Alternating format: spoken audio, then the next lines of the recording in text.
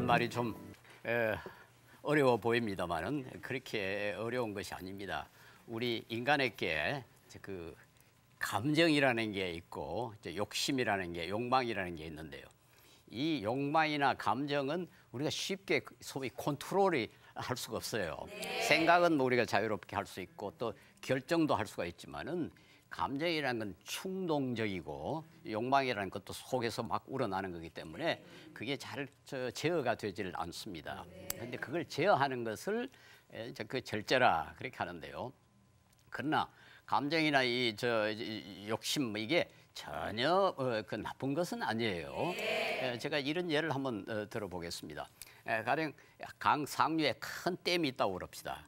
그 댐에 물이 잔뜩 고여 있으면은 그 물은 자꾸 밑으로 내려가려고 합니다. 근데 이제 둑이 막혀 있으니까 못 내려가는데 그걸 조금씩 빼내면은 그거 가지고 발전도 할 수 있고 상수도로 사용할 수 있고 농업용수, 공업용수로 사용할 수가 있습니다. 근데 이걸 확 터뜨려 버리면은 파괴적이 돼 버립니다. 그럼 농촌이 도시니 다 휩쓸어 가버리죠. 우리 감정이나 충동도 그와 같다고 할 수가 있습니다. 그걸 잘 절제를 하면은 마치 그 물을 조금씩 빼서 쓰는 것처럼 아주 유용하게 우리 삶의 에너지가 될 수가 있는데 이걸 절제를 못하면 파괴적이 돼버려요.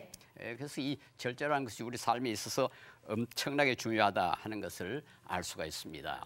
우리 인류 역사에 보면은 고대 그리스인들은 이 절제를 네 가지 기본적인 미덕으로 생각을 했어요. 우리 인간이 가져야 할 미덕이 네 가지가 있는데 지혜, 용기, 정의, 절제였습니다.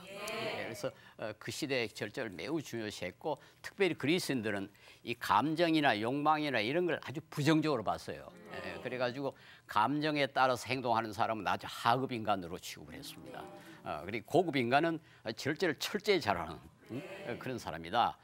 너무 감정을 이제 부정적으로 봤어요. 중세 때도 이 7가지 미덕을 말했는데요. 그 그리스 사람들이 말한 4가지에다가 믿음, 소망, 사랑 이 3가지 합쳐가지고 7가지 미덕을 이야기했어요. 근데 거기에도 물론 절제가 들어있죠. 우리 동양에도 중용이라는 것을 유교에서는 가르쳤습니다. 중용, 오른쪽으로 왼쪽으로 치우치지 않고 정도로 가는 거니까 역시 감정은 치우칠 수가 있잖아요. 그러니까 그걸 치우치지 않고 가는 것. 또 불교는 뭐 말할 것도 없이 그 금욕을 굉장히 중요시했거든요. 그리고 우리 개신교는 사실상 이 그 절제와 굉장히 깊은 관계가 있습니다. 종교 개혁을 일으킨 그 칼빈 혹은 그 루터 이런 분들이 절제를 매우 강조를 했는데요. 독일의 사회학자 막스 베이버라는 사람이 개신교의 윤리라는 책을 썼는데요. 거기 보면은 종교 개혁자들은 세계 내적 금욕을 실천했다. 그렇게 이야기합니다. 이게 좀 어려운 말입니다. 세계 내적이란 말은 이 세상으로부터 벗어나질 않는다 이 말이에요. 천주교나 이 불교에서는 그 신부 또 수녀, 스님 이런 분들이 절에 가거나 수도원에 들어가서 금욕을 한다고요. 세상의 그 욕망을 억누르고 살지만은 개신교는 시장 한가운데서 금욕을 했다. 그래서 세계 내적 금욕이라 그랬습니다. 그래서 그때 그 절제를 굉장히 강조를 했어요. 2가지를 특별히 강조를 했다고 그러는데 하나는 노동이었습니다. 우리 그리스도인들은 열심히 일해야 된다. 그 다음에 절제를 강조를 했으니까 그렇게 많이 노동해서 생산한 것을 사치에 사용하지 않았다. 전략을 했다. 그래가지고 돈이 많이 축적이 됐고 그것 때문에 자본주의가 생겨났다고 베버라는 사회학자가 주장을 했습니다. 그 주장이 옳은지 그런지는 그건 모르겠으나 자건 종교개혁자들이 금욕, 절제를 강조했다는 것은 사실입니다.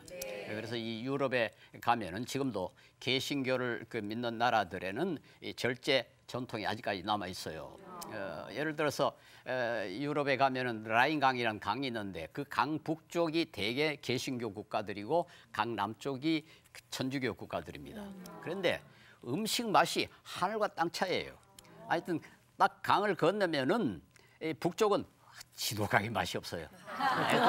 어떤 집에서는 일부러 음식을 맛없게 만들어서 먹는 것 같아요. 그런데 강을 건너서 남쪽으로 가면 아주 맛있어요. 그렇게 차이가 납니다. 그걸 보면은 그 막스 베이버가 개신교인들이 금욕을 실천했다, 절제를 실천했다 하는 말이 사실인 것 같습니다. 지금도 이제 선진 사회와 후진 사회, 또 우리가 조금 수양된 인간과 수양되지 않은 인간을 어떻게 구별하는가? 이 감정을 억제 못하는 사람은 조금 수준이 낮다, 이렇게 말할 수 있어요. 좀 미안한 표현이긴 합니다만은 짐승은 절제를 할 줄 몰라요. 짐승은 감정을 컨트롤 못합니다. 그러나 짐승은 자동적으로 감정을 컨트롤하도록 돼 있지 자기가 노력해가지고 참아야지 그건 못해요. 그런데 이제 사람이 너무 좀 죄송한 표현이지만 교양 수준이 낮으면은 감정을 억제를 못해요. 욕심을 억제를 못합니다. 즉 자제할 줄 모르고 이 절제를 못합니다. 우리가 대개는 조금 수양된 사람이라면 절제를 많이 한다, 이렇게 말할 수 있고, 선진 사회와 후진 사회의 차이도 그렇습니다. 선진 사회는 아무래도 절제가 좀 많이 있고, 후진 사회에서는 절제가 없이 그 제멋대로 마음 내키는 대로 막 행동을 한다고요. 그런데 역시 이제 현대 사회는 다른 사람과의 그 관계 속에서 그 생활이 이루어지기 때문에 우리가 절제를 못하면 대개는 다른 사람에게 해를 끼쳐요. 그러니까 그 인간이라는 게 다 욕심이 있지 않습니까? 자기 욕심 그대로 팍팍 채워버리면은 그다음 다른 사람에게 해가 되죠. 또 화가 난 데서 그 화를 그대로 폭발을 해버리면은 다른 사람과 관계가 나빠지죠. 그러니까 욕망도 조금 절제하고 감정도 절제하고 그래야 질서가 서 있고 다른 사람과의 관계가 원만해질 수가 있습니다. 특별히 이제 그 현대 사회는 어떤 의미에서 참 위험 사회라 어떤 사람이 그렇게 이야기했는데요. 인간이 사용할 수 있는 물리적 힘이 너무 커져 버렸어요. 그러니까 옛날에는 전쟁할 때 뭐 칼, 창 이 정도를 가지고 전쟁을 했다고요. 어떤 사람이 하루 종일 창과 칼로 전쟁을 해가지고 다른 사람을 죽였다 합시다. 죽이는 이야기에서 죄송합니다만 하루 종일 해봐야 별로 많이 못 죽여요. 그러나 오늘은 어떻게 합니까? 폭탄이 있죠. 원자 폭탄이 있다고요. 그러니까 사람이 사용할 수 있는 물리적 힘이 너무너무 커져 버렸습니다. 그런데 여기에 절제를 못하면 큰일 나요. 옛날에는 창과 칼을 가진 사람이 절제를 못한다 해가지고 막 칼을 가지고 막 돌아다니면서 사람에게 해친다 합시다. 사람을 해친다 합시다. 얼마나 해치겠어요. 하루 종일 해봐야 얼마 못할 것이고 기분이 빠져버린다고요. 그러나 오늘 원자폭탄 가진 사람이 절제하지 못해가지고 아무데나 원자폭탄 던진다고 생각해보세요. 인류가 멸망해버립니다. 그러니까 사실은 현대 사회에서는 과거보다 훨씬 절제가 필요해요.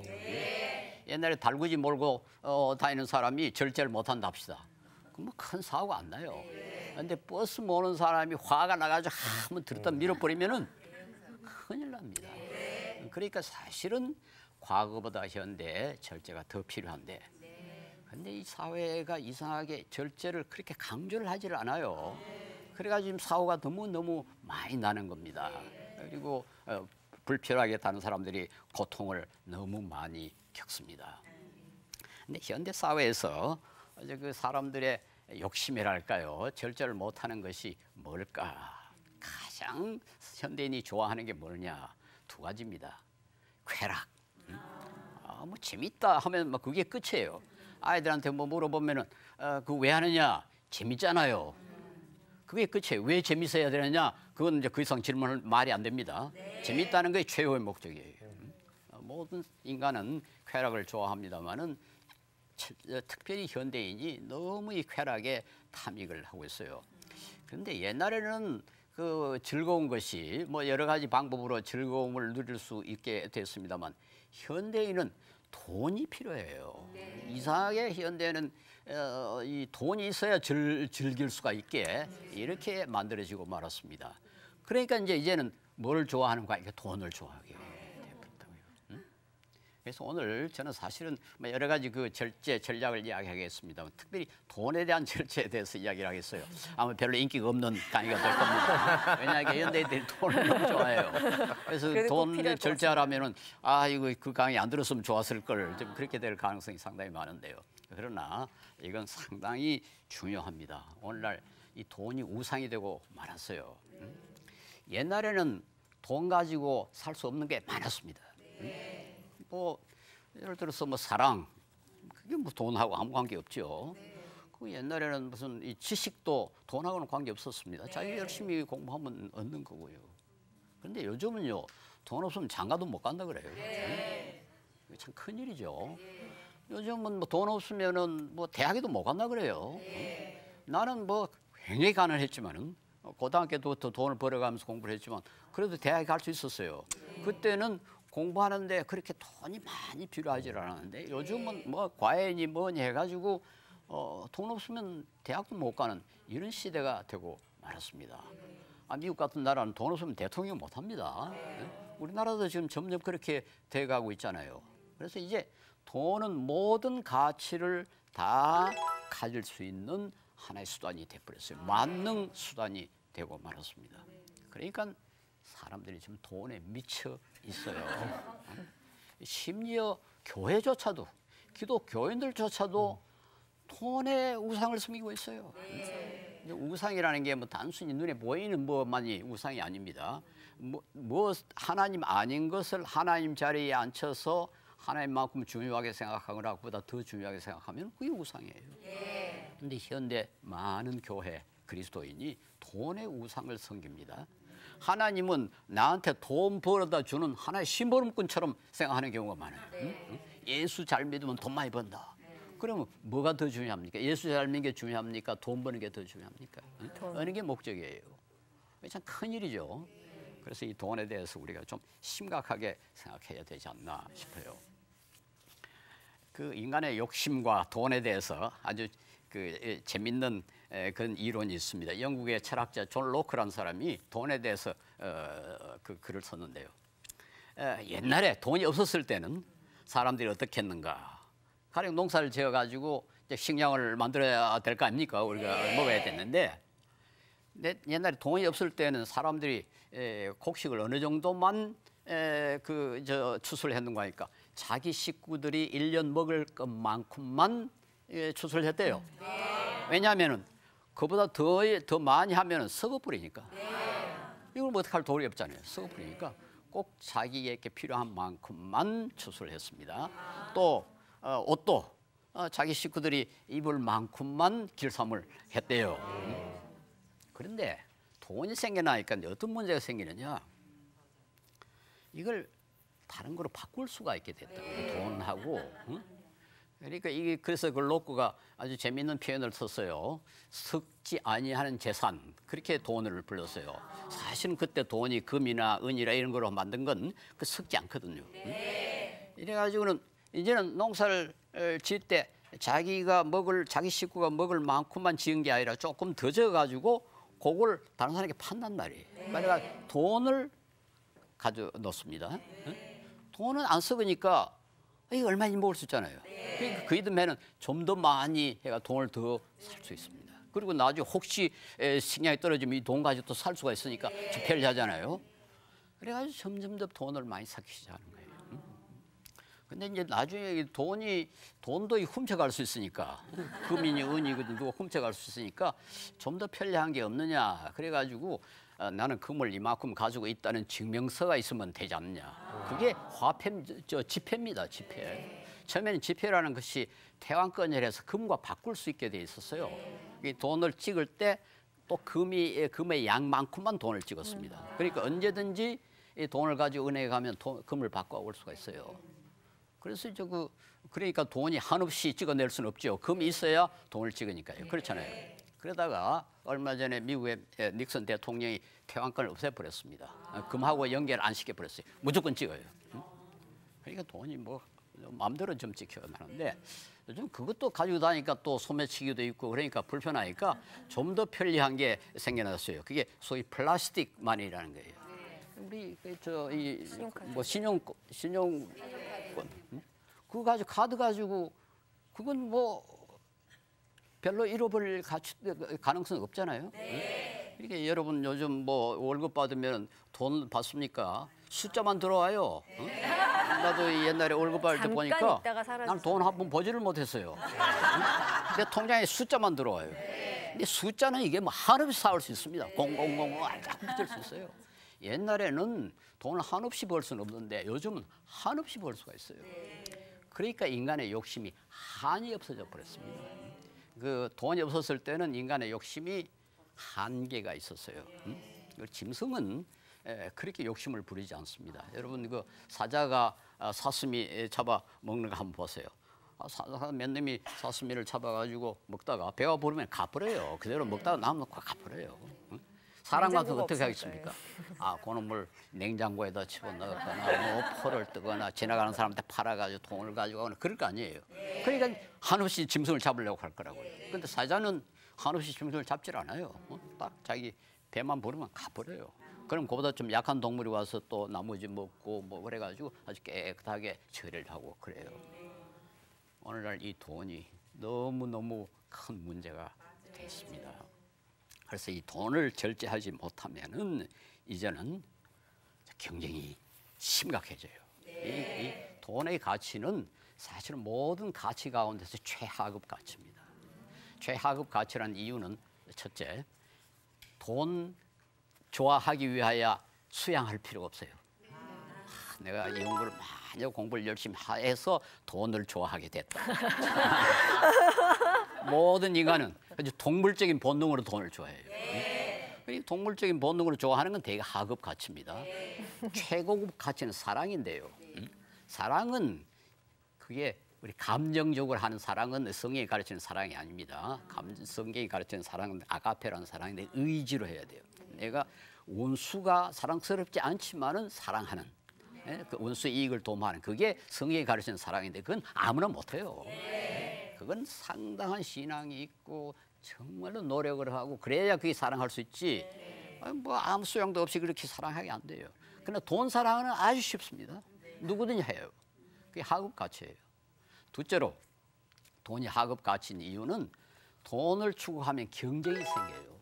돈은 공유 불가능한 가치입니다. 그게 무슨 말인가 하니까 한 사람이 많이 가져버리면은 다른 사람이 적게 가질 수밖에 없어요. 그걸 요즘 제로섬 뭐 영합 뭐 그러잖아요.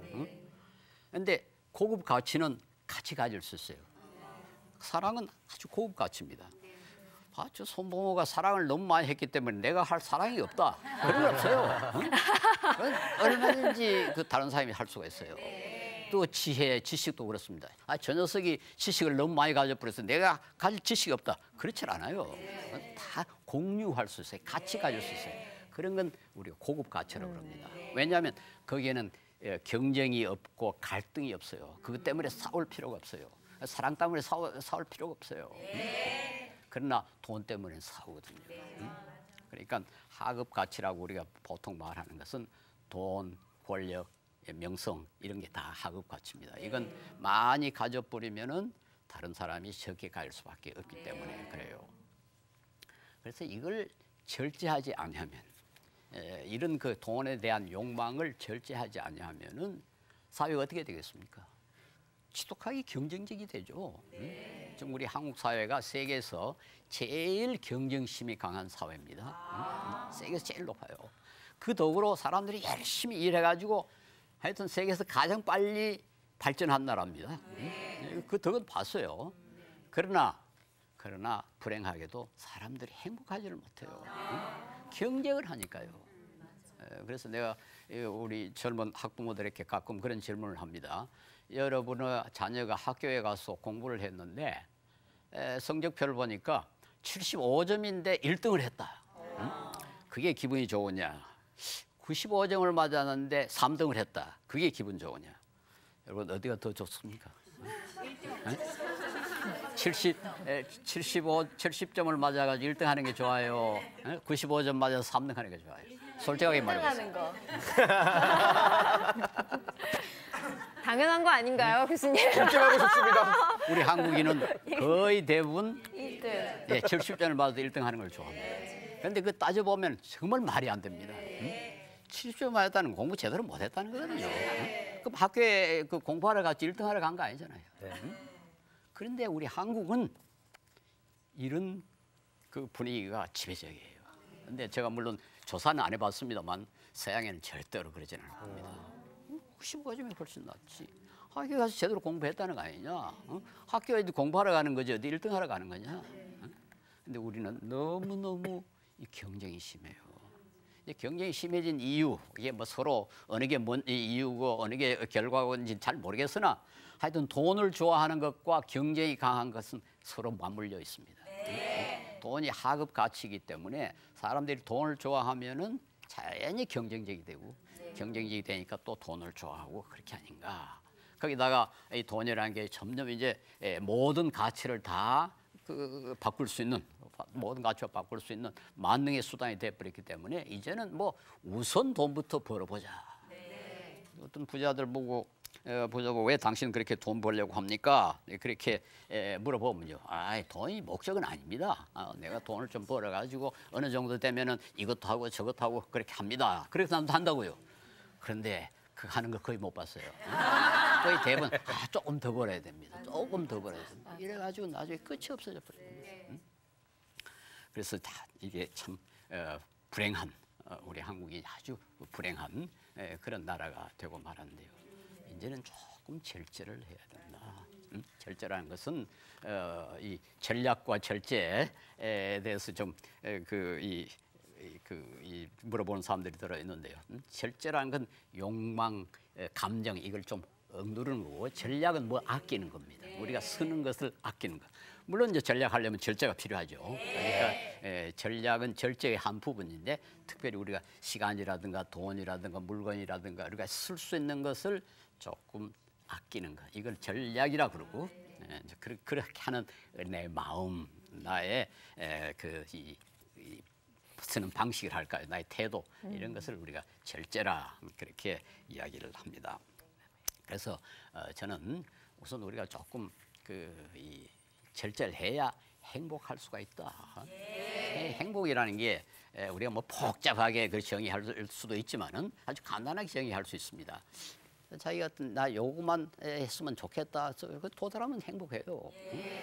내가 배가 고플 때 야, 밥 먹으면 정말 좋겠나? 그 밥 먹으면 행복해요. 근데 이걸 너무 높이 쌓아놓으면 이게 올라가기가 참 힘들어요. 그러니까 욕심을 절제하면은 나 요만큼만 하면은 행복하겠다. 그렇게 하면은 뭐 그렇게 고생해가면서 아욱다욱 더 큰 부자 되려고 할 필요가 없어요. 아니 난 뭐 돈 충분하다. 저는 요즘 그런 그 행복은 느낍니다. 난 돈이 너무 많다. 너무 많다. 뭐 내가 필요한 거 다 있고 심지어 남아서 얼마든지 뭐 구제도 하고 뭐 선교도 하고 뭐 교회 헌금도 하고 충분하다. 그러니까 행복해요. 돈 때문에 불행할 이유가 전혀 없는 겁니다. 그러니까 우리가 행복하는 방법이 이제 두 가지가 있는데 하나는 뭐 한없이 목표를 세워놓고 그러다 계속해서 노력해가지고 도달하면 굉장히 행복하겠죠. 그러나 너무 힘들어요. 목표를 낮춰버리라고. 쉽게 행복할 수 있죠. 쉽게 행복할 수 있어요. 그래서 돈도 그렇습니다. 돈도 너무 부자 되려고 그렇게 하면은 결국 평생 불행해요. 평생 불행해요. 그래서 절제를 하는데 그런데 이제 돈을 아끼라. 돈을 참 돈에 대한 욕심을 절제하라. 돈을 너무 사랑하지 마라. 그렇게 말하는 것은 뭐 그 말 자체는 옳은 말이지만은 그게 그렇게 쉽지 않아요. 그래서 그걸 이제 그렇게 하는 방법을 제가 한번 제시를 하겠습니다. 그게 뭔가 하니까 이제 전략하는 겁니다. 전략하면은 절제가 쉬워진다 하는 겁니다. 이 전략을 한다는 말은 무슨 말이겠습니까? 우리 생활에 이제 돈이 필요한데 그 욕심을 좀 목표를 좀 낮게 차고 그다음에 모든 걸 아끼는 거죠. 돈도 아끼고 시간도 아끼고 특별히 물건도 아끼고 그렇게 하면은 돈이 많이 필요 없게 된단 말이에요. 가령 예를 들어서 나는 이 커피점 하는 사람들께 미안합니다만 비싼 커피는 절대로 안 마셔요. 너무 비싸. 그래서 난 이제 400원짜리 기계에서 뽑아 먹거나 집에서 믹스 커피만 마시는데요. 4,000원짜리하고 400원 엄청나게 차이가 나잖아요. 그러니까 왜 그렇게 비싼 커피를 마셔야 되느냐. 이렇게 비싼 식당에는 절대로 가지 않습니다. 다른 사람이 사주면 더 잘 먹습니다. 내 돈 주고는 비싼 음식은 절대로 안 사 먹어요. 나는 이제 이 위가 작아가지고 많이 먹지도 못하는데 괜히 그 비싼 음식 먹어가지고 무슨 도움이 되느냐. 그래서 비싼 음식 안 먹습니다. 옷도 비싼 옷 입을 필요 없어요. 난 이 몸이 좀 작아가 잘 맞지를 않아가지고 고생을 하긴 합니다. 그러나 내가 지금 평소에 입고 다니는 옷은 5천 원 주고 샀어요. 세일해 가지고 사서 벌써 몇 년 입습니다. 그렇게 뭐 그렇게 좋은 옷 입는다 해가지고 내가 뭐 갑자기 아주 인기 있는 사람이 되는 것도 아니고 전략을 해요. 그리고 저는 좀 아끼는 데는 좀 지독합니다. 그래서 우리 집에는 그 에어컨 없애버리고 여름에 좀 힘들어요. 또 겨울에는 또 아주 춥게 삽니다. 뭐 아침에 일어나면 되게 16도, 17도 그래요. 점퍼 입고 아니 준비해야 근데 되겠는데. 가족분들이 괜찮아 하세요? 예, 뭐 그래도 잘 견딥니다. 그 교수님 생각이신 거 아니에요? 아니, 우리 집사람 내보다 더 아껴요. 와. 그리고 물도 우리는 절대로 물을 한 번 쓰고 버리질 않습니다. 그걸 세수하고는 그것도 화장실에 변기에 절제와 넣고. 절약의 바이러스가 이게 집안에 넘치시는군요. 예, 우리 집은 그렇게 돼 있고. 처음 들으면 어려울 것 같지만 하나씩 그러니까요. 하셨겠죠. 예, 네. 그렇죠. 하여튼 뭐 지독하게 아껴요. 그래서 저는 우리 집 물건만 아끼는 게 아니고 예를 들어서 제가 다른 데 가서 호텔에 자면은 나 수건을 한 3, 4일까지도 하나밖에 안 써요. 그래서 내가